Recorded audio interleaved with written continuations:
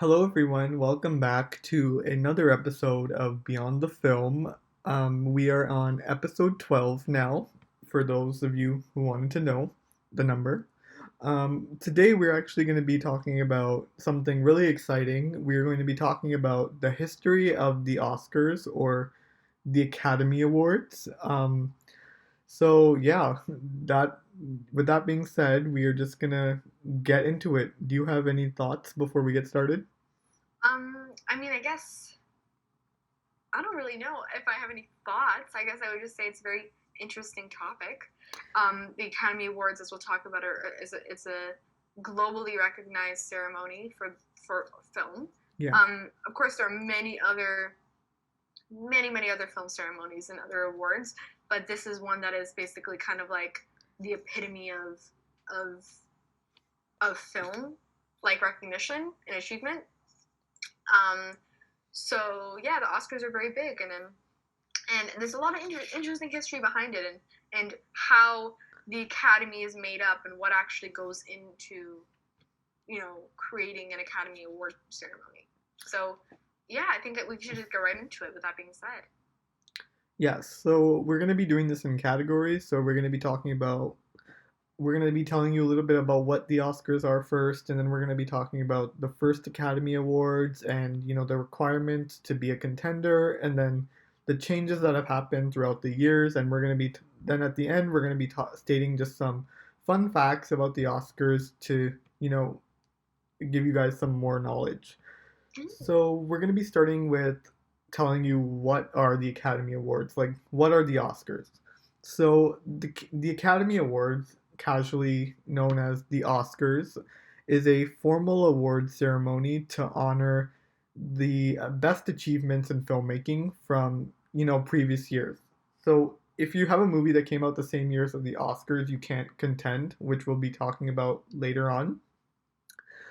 So the Academy Awards, from the nomination and the voting process to the ceremony itself, are overseen by the Academy of Motion Picture Arts and Sciences.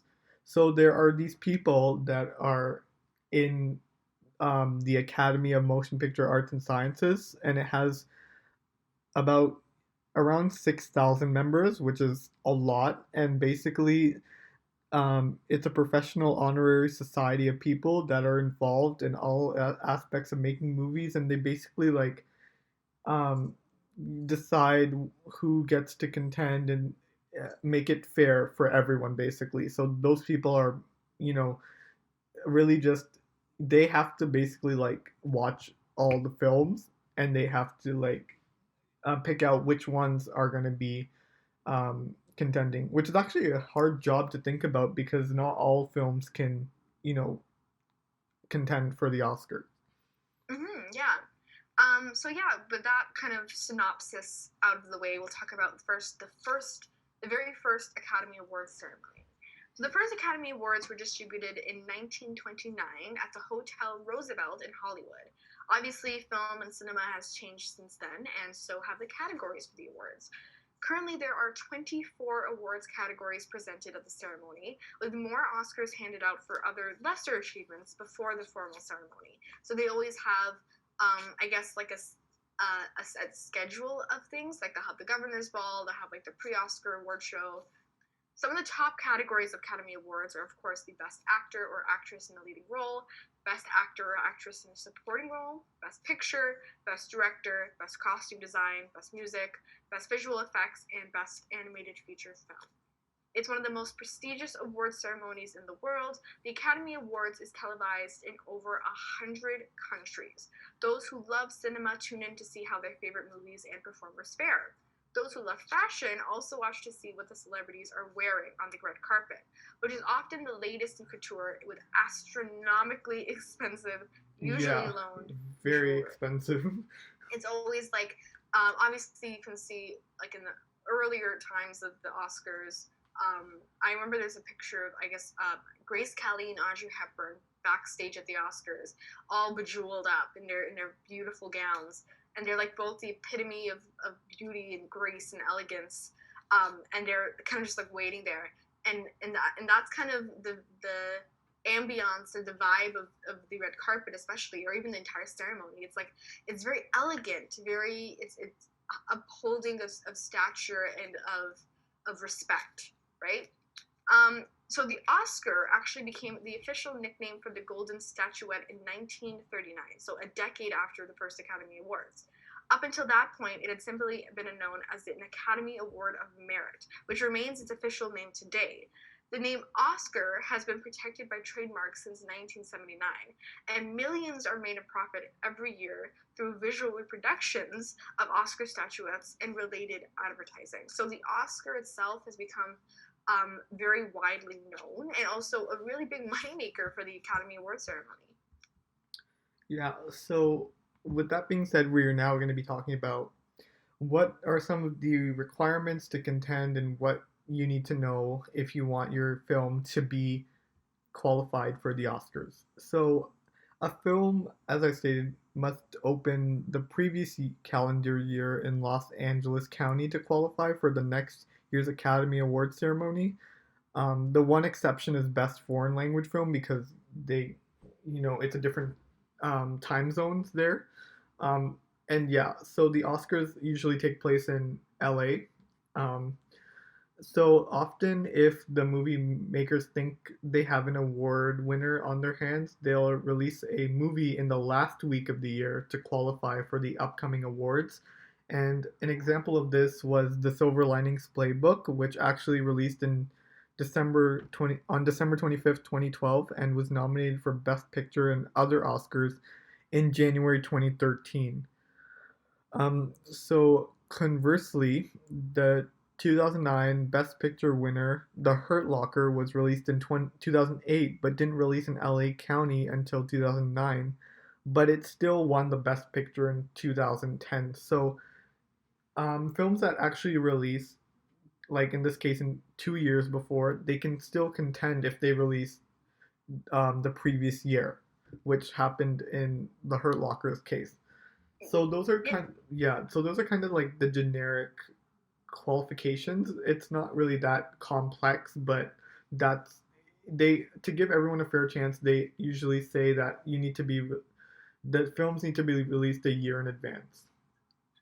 Yeah, so actually, going with that, a lot of people don't really know that there's a rhyme and reason behind the scheduling of what's it called, of films to the Oscars. Like there's behind it. There's a lot of scheduling and thinking and process like that behind it. So I thought we could maybe also go over some of the general requirements from the Oscars to like rules and eligibility to be a contender with the Oscars, specifically for today's time because it's COVID time and obviously it's a very different year for film than it has been before. So, according to the Oscars website, um, the films would actually be expected to still comply with all of the other eligibility requirements for the upcoming Academy Award ceremony. They're subject to change based on such as like government orders and national guidelines of things, but the Academy for now has not stated too many changes.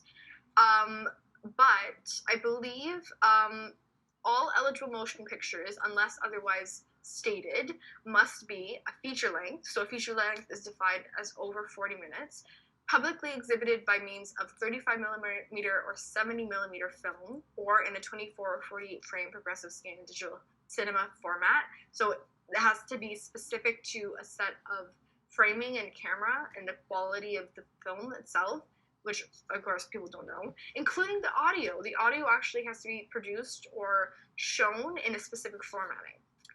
It's for paid admission in a commercial motion picture theater in Los Angeles County, and has a theatrical run of at least 7 consecutive days in the same commercial motion picture theater, during which 2 period screenings must occur at least 3 times a day, with at least 1 screening beginning between 6 p.m. and 10 p.m. Required daily screenings must occur at the same time at the same commercial motion picture theater. And it has to be advertised and exploited during their Los Angeles County theatrical qualifying run in a manner normal and customary to the theatrical feature distribution practices, and released within the awards year deadlines specified in the previous rule. And of course, these are subject to change due to COVID. So yeah, there's a lot of actually specific rules. That screening little subject, did you know about that? I actually didn't know about that. Yeah. Yes, it's very specific. So a lot of people don't know, and sometimes people ask, "Oh, why wasn't it nominated for an Oscar?" Well, there's a lot of specifics behind the release and the way it's produced and things like that that actually the Oscars require for it to even be a contender. I think that's the main. So how will like the Oscars in 2021 work though? So I'm not too sure exactly. I think that they're saying the award deadlines for films are actually being extended. And there's also, yeah, like the qualifying rules and theater runs for the films are being extended or changed, but the same eligibility rules apply.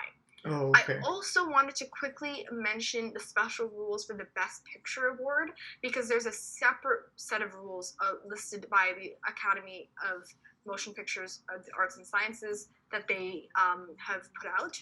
So it's a reminder list of all eligible motion pictures shall be made available along with the nominations ballot to all active and life members of the Academy who have to vote in order of their preference for not more than 5 pictures. So every Academy Award member actually votes on a list for which they think should win Best Picture. The pictures receiving the highest number of votes shall become the nominations for final voting for the Best Picture Award. There may not be more than 10 nor fewer than 5 nominations. However, no picture shall be nominated that receives less than 5% of the total votes cast. The individual or individuals who shall be credited for Academy Award purposes must have screen credit of producer or produced by. Persons with screen credits of executive producer, co-producer, associate producer, line producer, produced in association with, or any other credit shall not receive nominations or Academy statuettes. So when you see everyone, like the entire cast and crew, go up to receive this Best Picture award, if they're not listed as a producer of any form, they actually don't receive an actual Oscar statue. The nominees will be those 3 or fewer producers who have performed the major portion of producing functions, and in determining the number of producers eligible for nomination, a bond-defined team of not more than 2 people shall be considered to be a single producer if the 2 individuals have had an established producing partnership determined by the PGA's panel. And to qualify as a producer nominee for a nominated picture, the producer must have been determined eligible for a PGA award for the picture, a Producers Guild Award, or have appealed the PGA's refusal of such eligibility. Final determination of the qualifying producer nominees for each nominated picture will be made by the Producers Branch Executive Committee, including the right to name any additional qualified producer as a nominee. So a lot of people don't know that. It's technically all about the producers for Best Picture. And you have to be either recognized by the Producer Guild Award Committee, or you have to kind of appeal to their rejection so that they can accept you, and therefore you can be credited with an Oscar. So there's a lot of specific rules of eligibility as well for these films, and a lot of, especially for Best Picture, which is arguably the biggest award of the night. Now, yeah. With that being said, we'll also talk about some major changes. So, though the first Oscar ceremony took place at the end of the 20s, many changes only took place in recent years, such as the composition of the Academy's members, whose votes determine the prize winners, as we mentioned.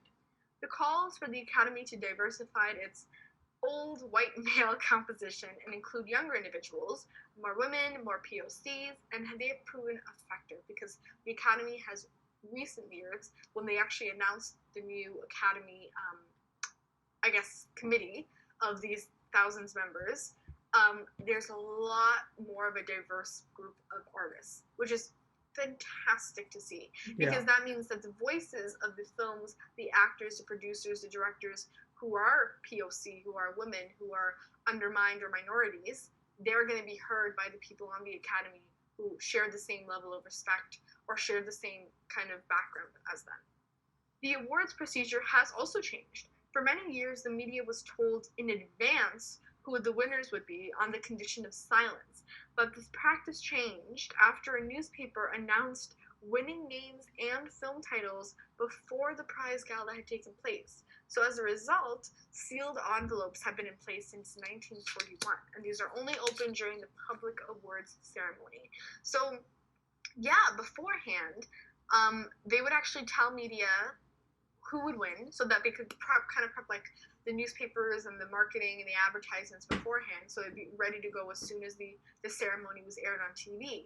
But one year, a newspaper actually announced all of the winners before the Oscars happened, like every single one of them.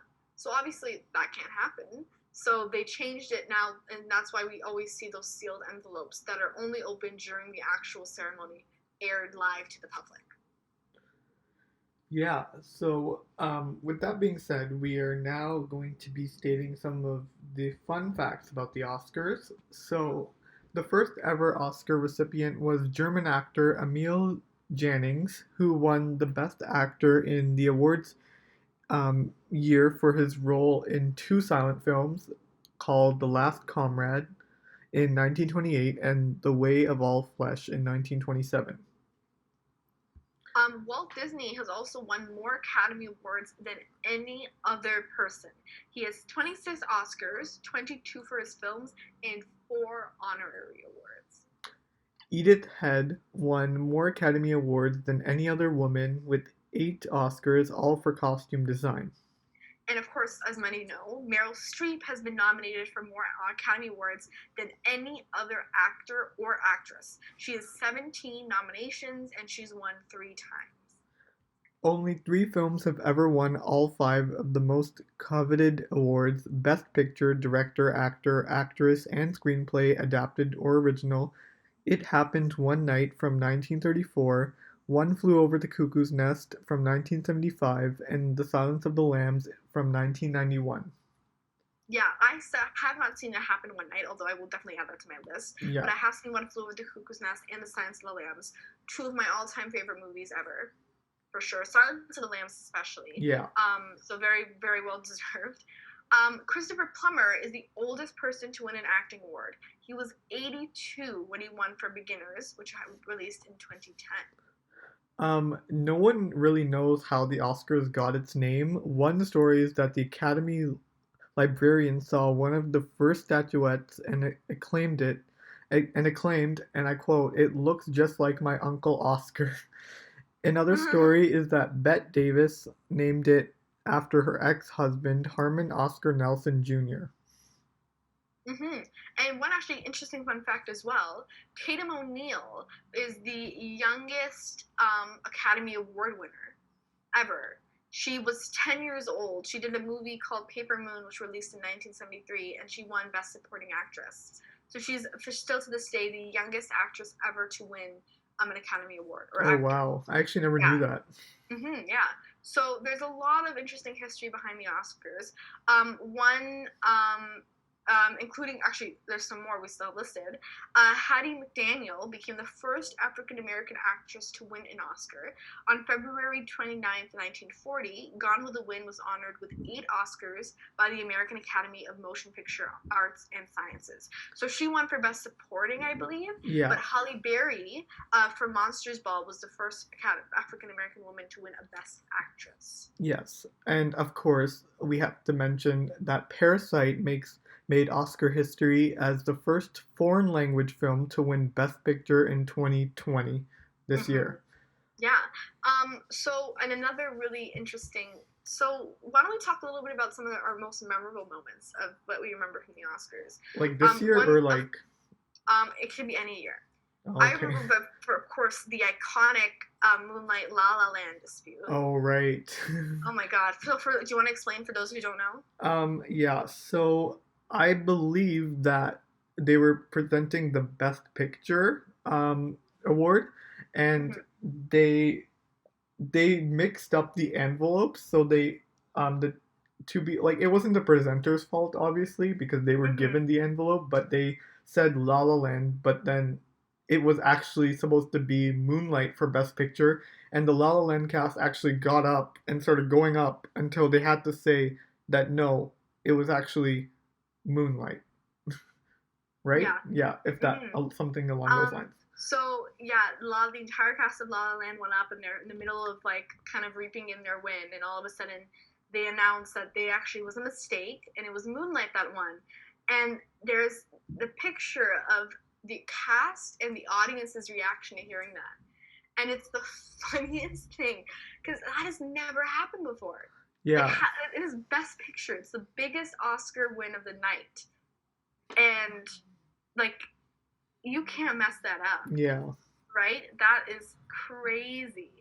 So obviously that definitely made Oscars history in that way. Some other interesting moments. So in 19, the reason actually now speeches for the most general categories have a limit is actually because of one actress named Greer Garson, who um, actually had the longest Oscar speech of all time in 1943. So apparently she rambled on and on and on for I think it was like more than 5 minutes or something like that. She just kept talking for her Best Actress win. So that's why they actually made the acceptance speech rule because obviously they can't have people going on for that long. So that's thanks to her. Of course, Sidney Poitier also became the first black man to win the Best Actor Oscar in 1964. Yeah. What are some other memorable moments? Marlon Brando's win. Do you remember that? Oh, right. Yeah, yeah, Marlon Brando. Yeah. So basically, what happened with Marlon Brando's win is that he won for his role in The Godfather, for Best Actor, and he ended up not. I don't know if he actually denied the award, but he sent up someone, an indigenous woman, who came up to accept the award on his behalf, to talk about how he didn't want to accept the award because he wanted to shed light on the malpractice against indigenous people Yeah. around the world, especially in the U.S. So that was a really interesting, what's it called? Like moment in history because that really didn't happen, and it was very admirable for Marlon to do that. So Oh. yeah, I believe he actually did refuse it. Oh, I remember one. The shortest acceptance speech ever was actually by Sir Alfred Hitchcock in 1968 when he just went up and said thank you. He just like I saw that actually recently, and he just like took his award and said thank you and left. Oh my god, did he really? Yeah, I in can imagine that. 1968. That is so funny. Oh, also I when who was the actor from The Dictator that went as the character to the and then got kicked out? oh my god. Do you remember that? I remember my dad and I were watching that one year and we were laughing so hard. Are you talking about the Sacha Baron Cohen movie? Yeah, he went as Aladdin. Oh my god, that is one of my favorite movies. And he got kicked out. He got thrown out. Really? He got, yeah, apparently like the security was called or something and he got thrown out. Oh my god, that was so funny. I remember my dad and I were watching that and we were laughing. I don't remember which year it was, but it was so funny. That's hilarious. Wow. Another and really a famous moment was Heath Ledger's win, Oh right. posthumous win for Dark Knight, which oh my god, so well deserved. So sad. Because that he wasn't there to see yeah, it. he wasn't there. Yeah. He was an amazing person. Like insanely talented guy. Yeah. Who won, and you know, it was a very his family actually went up there as well as his daughter. Yeah. To accept the award. Yeah. And you know, they all kind of said how he really would appreciate the win, and that he was very grateful, and it was really heartfelt and very sad to see the reactions of people in the audience, especially those who were close with him, like Jake Gyllenhaal and Nolan and a bunch of other people. So right. It was a very powerful, sad moment.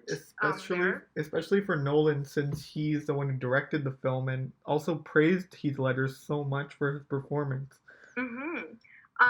Also, I want to mention in 1972 when Charlie Chaplin received a 12-minute standing ovation.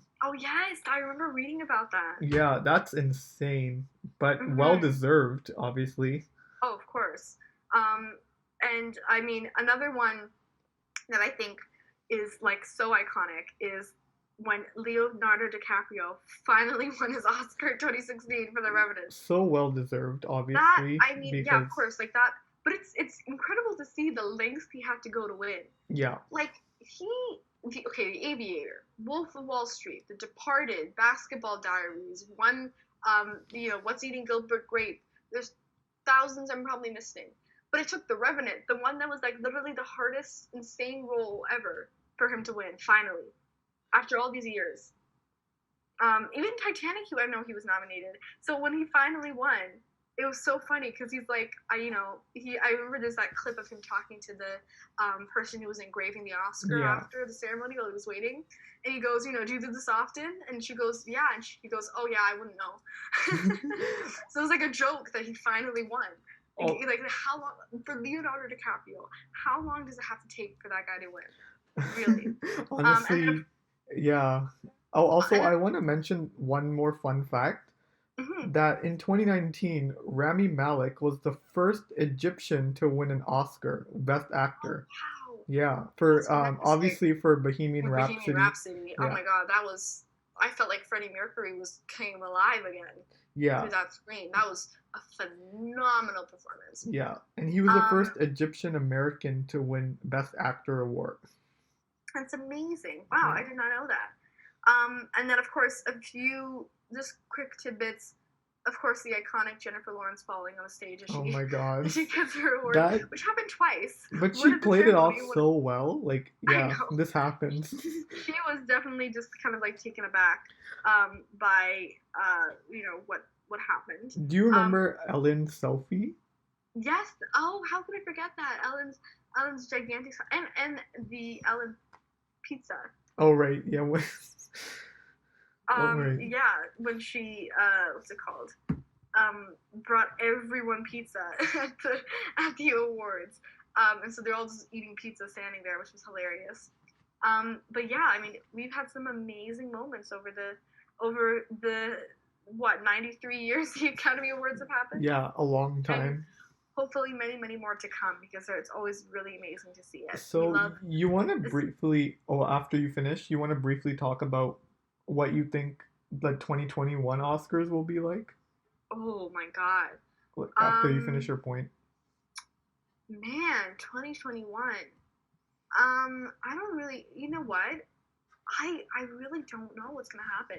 I do definitely think that 90% of the films that are gonna be, eligible are gonna be ones on streaming.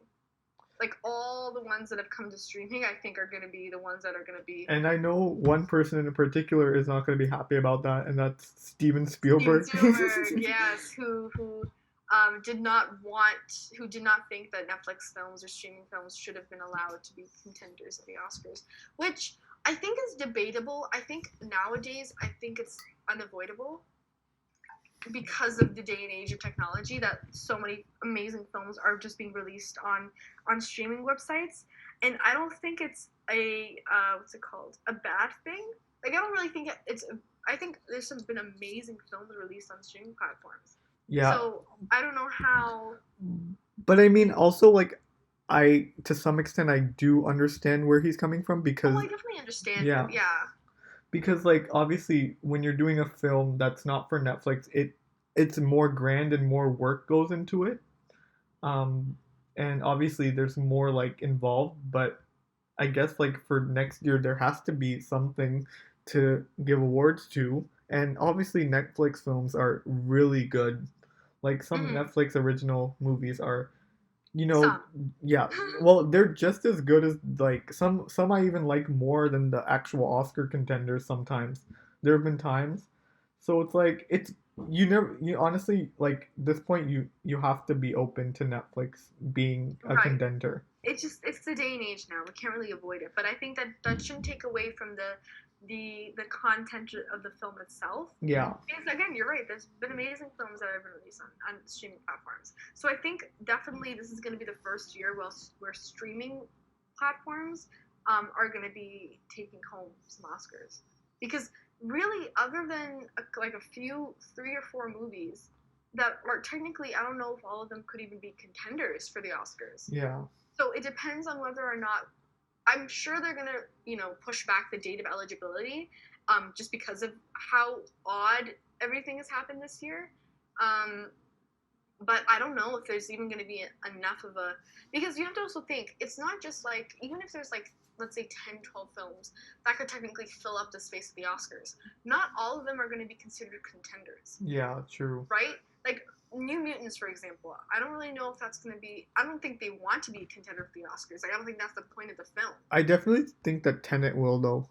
I think Tenet will. I think a bunch of other ones that released on streaming, like on Prime and things like that, will be. I think the new Netflix film that just came out with Toni Collette, I forget what that's called. Oh, I know what you're talking about. Yeah, I feel yes, like I think that one seems like it's probably going to be a contender for something there. I feel like mostly it's gonna be streaming just because more movies have come out on right, Netflix and stuff. I mean. Yeah. It's going to be very different this year, regardless of whether or not they extend the eligibility dates or not. And definitely, we're not going to get a red carpet and stuff, so it's going to be. Well, actually, you know what? A lot of other award shows have still been doing red carpets. It's not the same, but it's still doing the red carpet. So we're still going to see something like that. But I mean, who wants to get dressed up just to go to like a studio just to record something? Well, people still do it. That's what they do with the VMAs. Yeah, that honestly, yeah, I'm honestly gonna do it. Yeah, honestly, I'm open to that. That would be fun. Right. So, but yeah. So, I think that concludes this episode. It was a little bit on the shorter side, but it was just more like a history tidbit. You listen in if you wanna learn a little bit more about what the Academy Awards are, what they have been, and of course there's an Academy Award museum.